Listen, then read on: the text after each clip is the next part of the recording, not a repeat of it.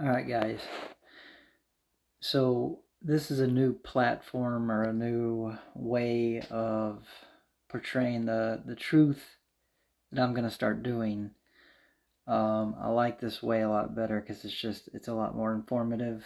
Um, Instead of just sitting in front of a camera staring at my ugly face, you get to actually see the graphics and all that stuff that's put along with it. So this is the first one I'm going to start in this series, and this series is it's based on debunking the lies and addressing the apostate doctrine and their arguments for the beliefs and the doctrines that they hold to, which we know is the traditions of men. So these videos are kind of like tearing apart the apostate church's doctrine to show that they are in fact in error. And the first one I want to start with is probably one of the main linchpins of why all the churches cannot be trusted and why what they preach is the traditions of men, because it all stemmed from the Catholic Church. So the aspect I want to address is, obviously you can see by the title, it's the Queen of Heaven. So what I'm going to show is that, well, we'll get to it and you'll see. So let's start here. So I want to shed some light on the Catholic Church system and her many harlots. The Protestant Reformation, aka the whore and her many harlots, right? This is Revelation 17:5, Hosea 8:11. Revelation 17:5 says, "And upon her forehead was a name written, Mystery Babylon the Great, the mother of harlots and abominations of the earth." And then Hosea 8:11 says, because Ephraim, which is the United States, has made many altars to sin, that is the churches, many altars shall be unto him to sin. So obviously you can see these two prophecies here. Obviously Revelation 17:5 is referring to the Catholic Church and the Protestant denominations, and I'll get to that. I'll show that more here in detail later on. Hosea is talking about, it's a prophecy about all the churches, like that's part of their judgment, if you will, or it's like I guess like a stumbling block, right? Because they wanted to whore after all these idols, then God was going to give them even more to sin.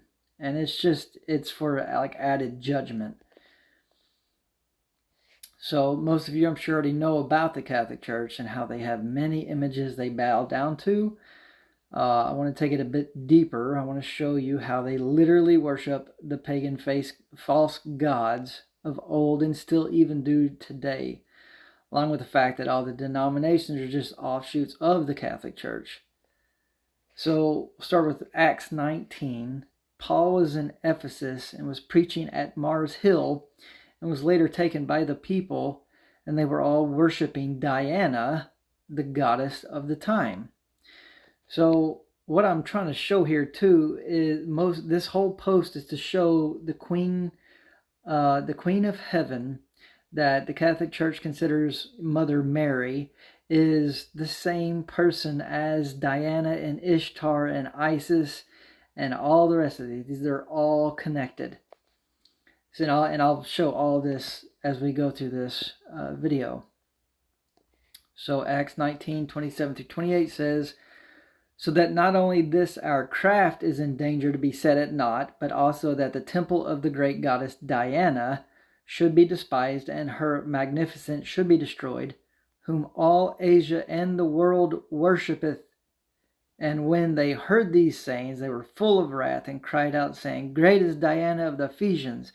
Now imagine today if you started speaking out against the Catholic Church and the kind of backlash you're going to get from all the Catholics. Now, obviously, the Protestant denominations seem to kind of want to distance themselves a little bit from the Catholic Church, but they don't realize that their whole origins came from the Catholic Church, which again, I'll get to all that later on. But, it was just showing all these people were in an uproar because Paul was speaking out against the goddess of their time. And I'm sure they didn't even see her as like a goddess, right? Like a false god. They probably looked at her just like the Catholics view Mother Mary. I mean, the Catholics don't sit there and think they're literally worshiping a false deity, do they? No. They think they're worshiping the mother of the Messiah, which is, this is how this stuff plays out. So we can see the Ephesians worship Diana here as well as the whole world. Then at the same occasion, the city went into an uproar over this false god Diana. In Acts 19:34 through 35 says, "But when they knew that he was a Jew, all with one voice about the space of 2 hours, so for 2 hours they cried out, 'Great is Diana of the Ephesians.' And when the town clerk had appeased the people, he said, 'Ye men of Ephesus, what man is there that knoweth not how that the city of the Ephesians is a worshipper of the great goddess Diana, and of the image which fell down from Jupiter?'"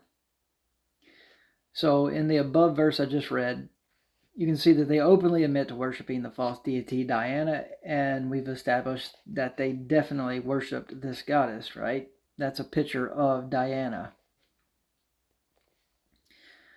So now I want to show you some comparisons between Diana and Ishtar that the Israelites were worshiping in the Old Testament. So here in this verse, they're worshiping Ishtar, where the Easter celebrations came from. It's Jeremiah 7:18.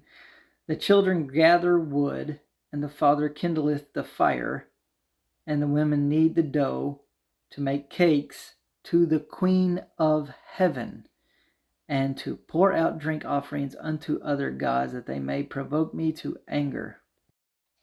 So as you can see by this graphic, this is what they consider the Queen of Heaven.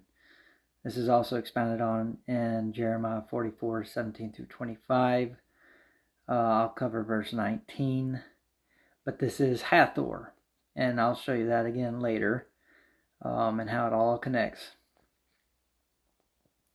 So in Jeremiah 44:19 it says, "And when we burned incense to," which is to pray, "to the Queen of Heaven, and poured out drink offerings unto her, did we make her cakes to worship her, and pour out drink offerings unto her without our men?" So this is actually the women speaking in Jeremiah 44. Well, what if I can show you proof that the Queen of Heaven, the Catholics say is Mary, is the same thing as Diana, Hathor, Isis, and the same thing as Ishtar? These are all connected. So here you have some information about Hathor as one of the most famous and important ancient deities in Egyptian mythology, known as the Lady of Drunkenness and the Lady of the Sycamore. Now remember some of these terms, these attributes they ascribe to these deities, because you'll see the congruency throughout each identity. She was the goddess of drunkenness, joy, music, dancing, celebration, women, childbirth, and love. She was seen as a celestial mother goddess that was connected to the sacred reflection of the Milky Way as the Nile River.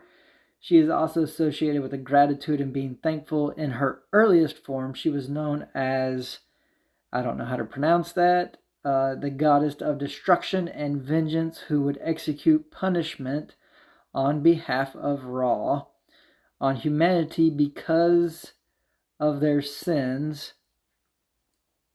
Ra offered her a vat of beer dyed red at Dendera, when she drank and fell asleep and woke up as Hathor. So there you have a transformation of identities. She is the daughter of Ra, who defends paradise from Apep. None of that stuff really matters too much. She lives in the sycamore tree, so she became known as the Lady of the Sycamore. She is depicted as a woman with a cow's head or simply a cow, which is very interesting because I have some inclinations that possibly this might have actually been who the Israelites were worshiping at Mount Sinai when Moses was on top of the mountain. And you'll see some little more evidence to that later on in these pictures. Easter was originally the celebration of Ishtar, the Syrian and Babylonian goddess of fertility and sex. Her symbol, like the egg and bunny, still are fertility and sex symbols. Or did you actually think that the eggs and bunnies had anything to do with the resurrection, which is what the Christian church likes to say, Easter Sunday, Resurrection Sunday?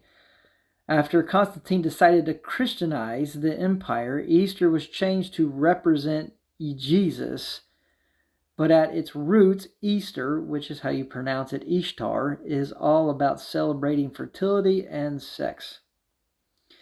So this is a picture. This is an ancient artifact that has the goddess Ishtar. It's on an Akkadian Empire seal, which is around 2350 to 2150 BCE. You see the similarities here as the first photo. Diana, that had the bow and the arrows and that kind of stuff, the weapons. So remember also here at the bottom it says the Star of Shamash. We'll get to that. So then when you look here, you do a quick little Google search, who was considered the Queen of Heaven. It states that Mary is called the Queen of Heaven. So you're already starting to see the similarities here in their descriptions. I don't even know how you pronounce this one, Inanna. So it's the ancient Mesopotamian goddess of love, war, and fertility. She is also associated with beauty, sex, divine law, and political power. So now you can sit here. And you see, and the Assyrians as Ishtar, right? So the Assyrians knew her as Ishtar. I think the Mesopotamians knew her as Inanna. So again, you have to start looking at these attributes of these false deities to see the correlations here. It's the same thing. So here, this is the bull cult. And if you can see, I have highlighted, this is the crescent moon of Isis. So when you look up Isis and her symbol, it's always a crescent moon. So Isis is also the Apis horns. She's also associated, it's the same thing as Ishtar and Diana. All of them, they're all connected. I think that was one of my first pictures I had up there. Had all the goddesses together. I think it was in my earlier ones, and maybe I haven't gotten to that one yet. So Hathor, right, the goddess of drunkenness. So here we start having the same similarities. She was the goddess of drunkenness, joy, music, dancing, celebration, women, childbirth, and love. Notice the circle, the blue circle here. Those are the horns of Apis. That is the Isis. That's what that symbol is. So that's showing you the similarities between Hathor, Isis, all of them. So the Queen of Heaven might refer also to the Mesopotamian god Ishtar, the Hebrew name for the cake baked for the Queen of Heaven, Kawan, I don't know how you pronounce that. It may be related to the other name, which I can't pronounce either, the Akkadian something, which is described in several Mesopotamian texts as a cake made for Ishtar. Ishtar is also widely recognized as the Queen of Heaven and Earth in Mesopotamian royal hymns and cult songs. So you're starting to see, I'm sure, all the correlations here, the same verbiage, the same kind of wording, descriptions. It's all the same thing. I'm not going to read all this. I'll just read the highlighted section, really. The Syrian queen Semiramis, also called Ishtar, so now we have another identity added to this name, was known as the Queen of Heaven. And the Queen of Heaven is mentioned in the Bible in Jeremiah 7:18. Ishtar, which is pronounced Easter, and was a day that commemorated the resurrection of one of their gods that they called Tammuz, who was to believe to be the only begotten son of the moon goddess Ishtar. Is this language starting to sound familiar? It's almost like they pulled a lot of stuff out of the Bible, terminology-wise and storyline. So this clearly indicates the Syrian trinity of Semiramis, Nimrod, and Ninnos. And I think I've got another video I'm going to do on that goes over the Trinity and how it's like the unholy Trinity, because the Trinity's the doctrine of demons. It's not real. Doesn't have any validity. So I think the origins of the Trinity actually came from here, from this time period, and it's just kind of morphed over time. It became the new trinity of the Syria, also known as Ishtar, Bel, also called Belus, Pelus, Pel, and Beltis, and Nimrod, and Tammuz. In other words, depending on the times in which we lived as ancient Assyrians, the Assyrian trinity was Semiramis, Nimrod, and Ninnos, and later they referred to this trinity as Ishtar, Bel, and Tammuz. Tammuz is the Akkadian equivalent of the Sumerian Tamuzi, Inanna's husband. So we know earlier that it showed Inanna was also another persona of Diana, Isis, and Ishtar, and all that stuff. So here's another one. The Queen of Heaven is a title given to the Virgin Mary by Christians mainly of the Catholic Church, and to a lesser extent in Anglicanism, Lutheranism, and Eastern Orthodox. So, I mean, you can just see it's just the evidence is overwhelming.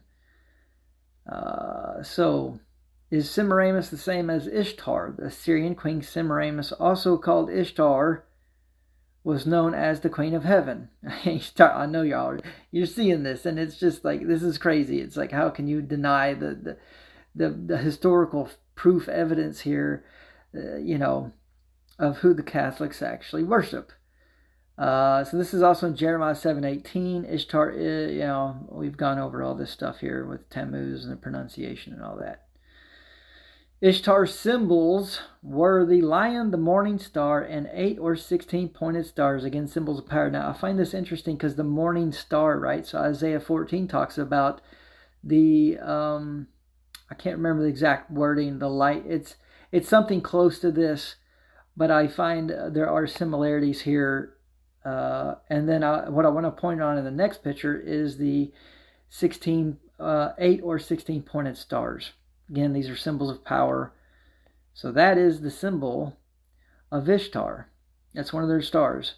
So you can see this on a lot of ancient artifacts. This star here, and this also looks an awful lot like the Catholics' star. So I'm not going to read the whole part of this top picture. Asherah. So this is again part of the same persona. Asherah was worshipped in ancient Israel as the consort of El, which is a word for God, although it's not the one true God, and in Judah as the consort of Yahweh and Queen of Heaven. So there you go. So now we got Asherah, who has been identified as well with the Israelites, who they were worshiping, as the Queen of Heaven. So this is what it's talking about. Baal and Asherah. So again, an Asherah pole, that's a Christmas tree. The womb and the wreath represent fertility. You see all these identities they were the goddess of sex and desire and joy and happiness and like fertility, right? So of course their symbols are going to be male and female anatomy. Like, that's just the way this goes. And so if you're doing Christmas and you haven't seen any of the rest of my stuff, you got to stop doing Christmas and Easter right now, because literally what you're doing is you're worshiping the same exact false pagan gods that Israel was kicked out of the kingdom for in 2 Kings 17 through 25. It's the same sin that's been going on since the beginning. And it's idolatry, flat out idolatry. This was Israel's sin that they just could not let go of, just like the people in today's culture absolutely seem to just cannot let go of this. And it's because there's a spiritual power behind it. They've been blinded because they want to do the idolatry. See, when you do idolatry, it's Psalms 115 and 135, you become deaf, dumb, and blind. You can't see the truth because you're doing the idolatry. If you repent from doing the idolatry, you would actually be able to see it's idolatry. So you have to do it on faith. You just have to believe that it's idolatry. Believe, read the Bible. It's in there. You know, I mean, if the Bible isn't enough evidence for you, well, then I don't know what to tell you. It's not going to be good for you. So I wanted to, so we got the Asherah pole, right? And I wanted to point out Micah 5:14. I will abolish your idol shrines with their Asherah poles and destroy your pagan cities. So this is a prophecy of coming destruction by the Father himself during the tribulation, where he is going to destroy all Christmas, Easter, all these pagan idolatries, because the shrine is just another name for like a Christmas tree or anything you sit up and worship as the deity, right? Asherah's pole, he's going to destroy all the churches, the pagan cities. He's going to destroy all of it. And this is coming very quickly. So here, Ishtar is called the Queen of Heaven by the people of ancient Mesopotamia, modern-day Iraq. It was the most important fertility, a female deity in their pantheon. So again, this is spelled out in Acts at Mars Hill when they were in Ephesians, which is the East. Like, this is where it was. And this is even today. She is the goddess of love and sexuality and thus fertility. She is responsible for all life. So they think she's like the arbiter of life, right? She created life. Again, this is, from my understanding, all these different personas are just personas of Satan. Because Satan said, I will be like the Most High. I will be above this. I will do this. I will do that. He wants to be the creator. Well, look at the personas. Look at the attributes of each one of these personas.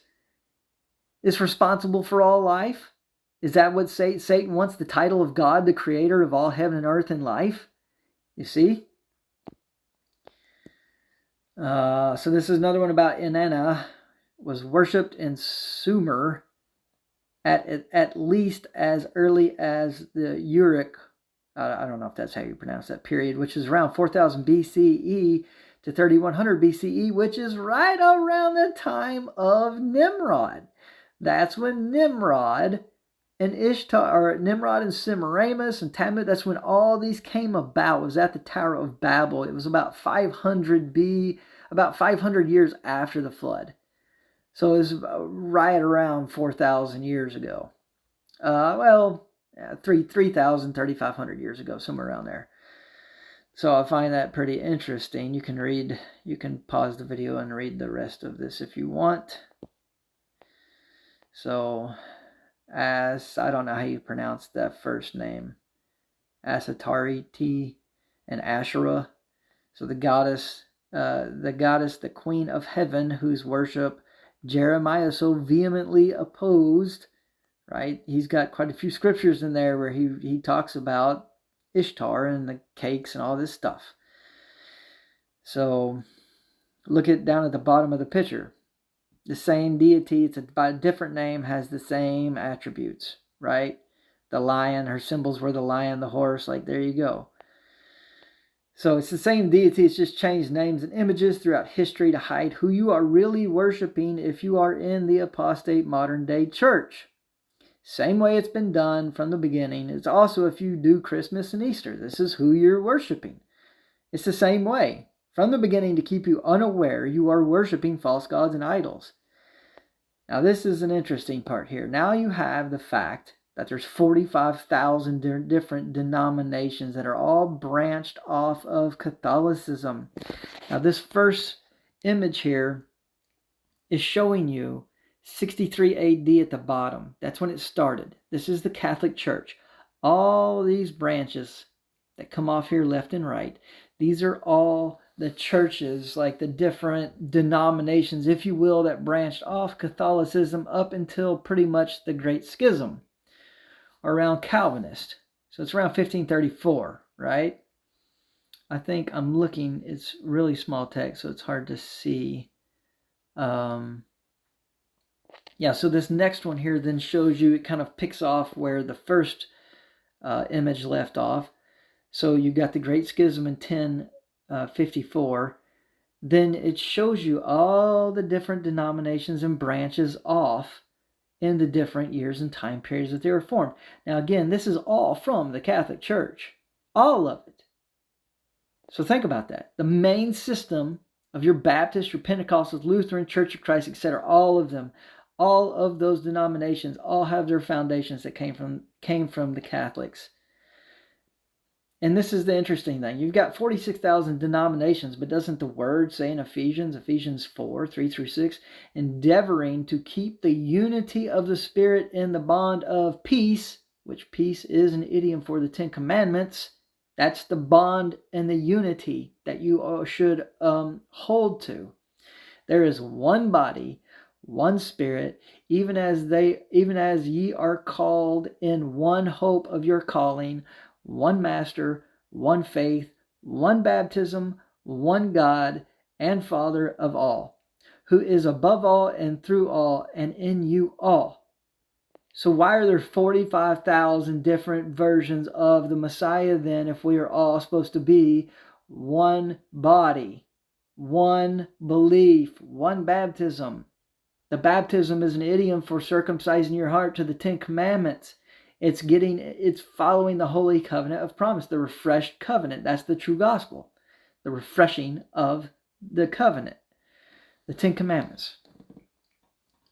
So the fact that you have actual proof that there is that many different beliefs should be enough evidence to see not to trust the modern day church. I mean, think about it. If there's supposed to be one body, one God, one Messiah, like, why would you want to associate with something that has 45,000 different belief structures? Like, this is crazy. It's plain as day. And that they are fulfilling prophecy of Revelation 17:5. The whore, which is the Catholic Church, and her many harlots are all the Protestant denominations. This is end time stuff, man. Like, the reason everything is the way it is because it was prophecy. It was going to happen this way. And I'm here trying to tell you, if you're in the apostate church, come out.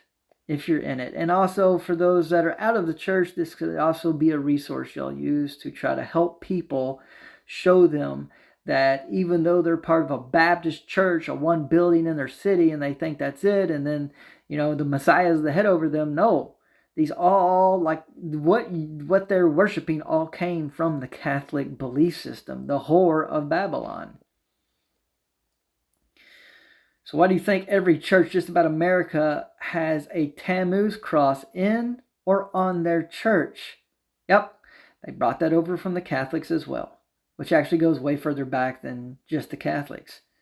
So this is kind of a write-up. I'll just read it first. Are you sure that Christ died on the cross? History and more recently archaeology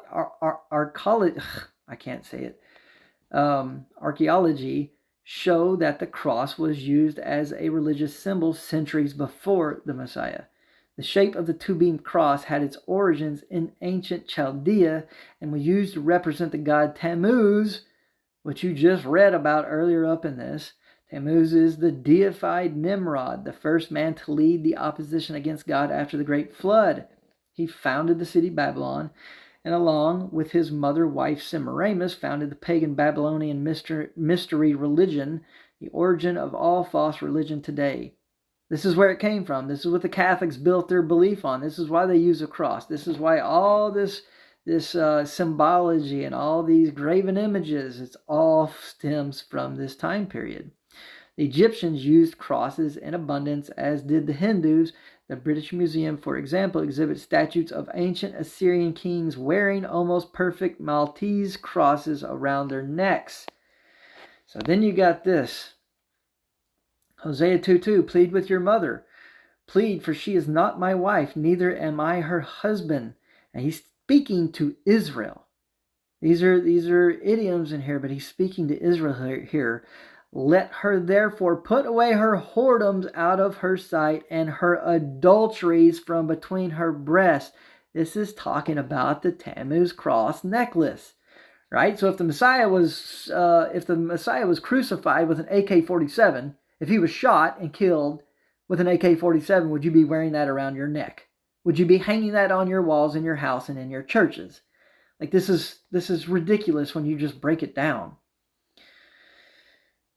So again, back to Revelation 17:5, and upon her forehead was a name written, Mystery Babylon the Great, the mother of all harlots and abominations of the earth. It's literally talking about the Catholic Church and her many denominations that stemmed from it.